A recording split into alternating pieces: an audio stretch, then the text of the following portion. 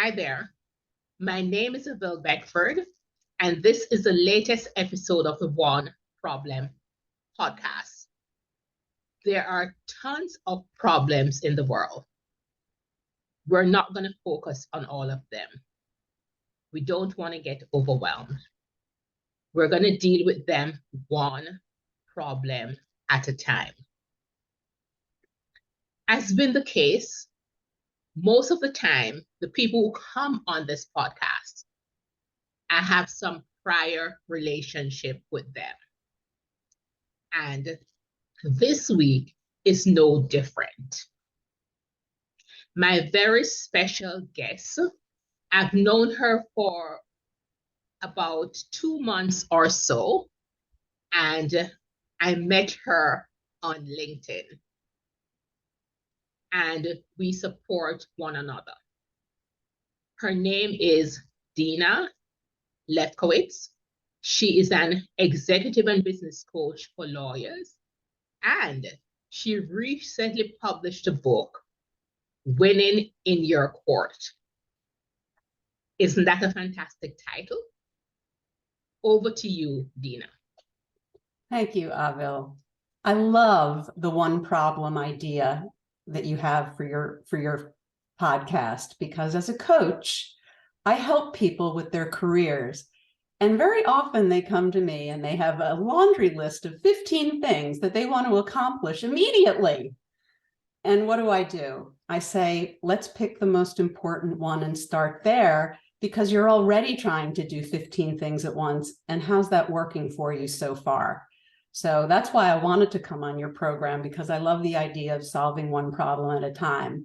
And the problem that I want to talk about today is why so many of us wind up in jobs we don't like, in companies we don't like, working with people we don't like. And this is a problem that interests me professionally and personally because it happened to me.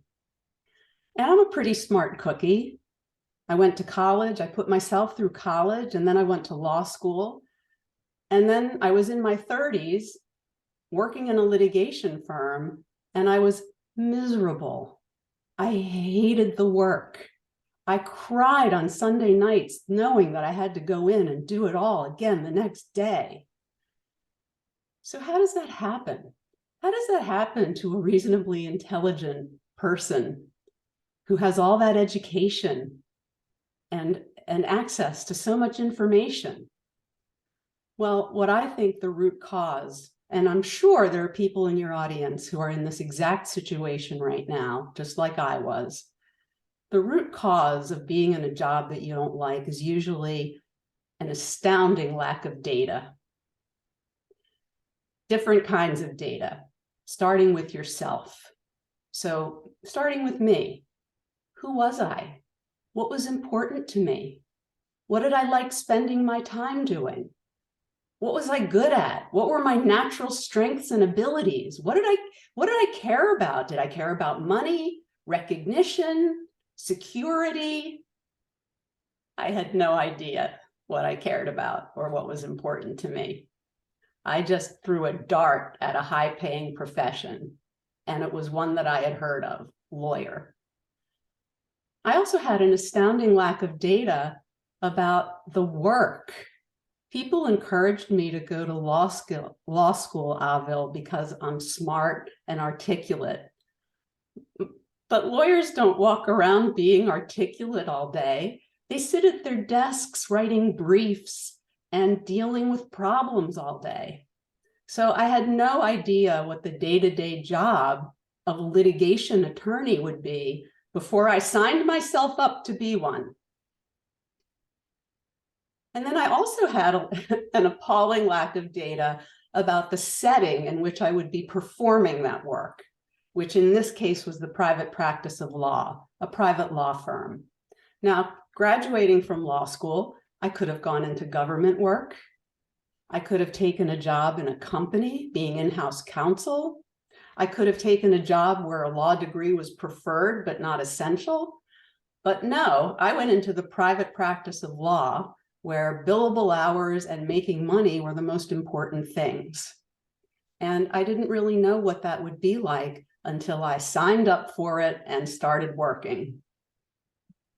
And then I think the last thing, the last root cause that we have for being miserable in our work is an overestimation of our ability to tolerate misery.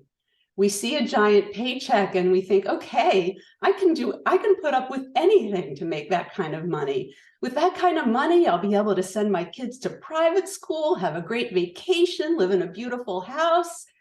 How bad could that be?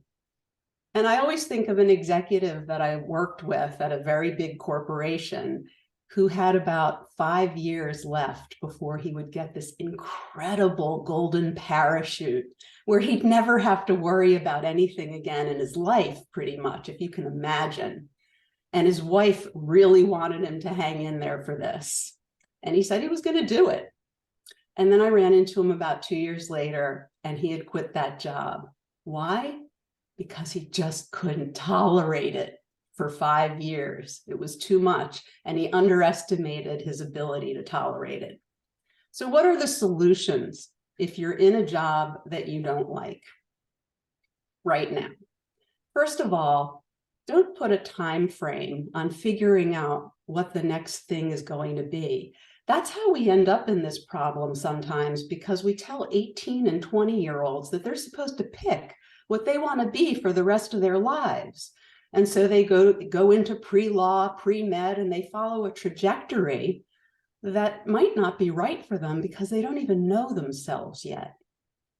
And we also listen to what other people tell us to do, and we need to stop doing that. I just heard an interview with Bruce Springsteen on the radio, and his parents wanted him to be a lawyer or a doctor. So as long as parents are encouraging kids to do things that just sound good on paper, but aren't tapping into that child's inherent skills and interests and talents, it's never going to work. So don't put a time frame on it. The next thing is assess the situation in yourself. I highly recommend a personality assessment and at the least a values assessment, so you can figure out what's really important to you in life in order. If you asked me what's important to me, I'd say all the same things everyone else does: family, health, all these things. But when you rank them in order, then you can start living a life that is designed to be aligned with what's important to you. The next thing is investigate your situation, assess it. How aligned are your values to the place where you're working? If there's no alignment there, that's going to explain why you're unhappy. I coached a lawyer who was super high in altruism, meaning he liked to help other people, and he was working in a soul-sucking corporate job that was actually harming poor people. So there was no alignment there, and that's why he was unhappy.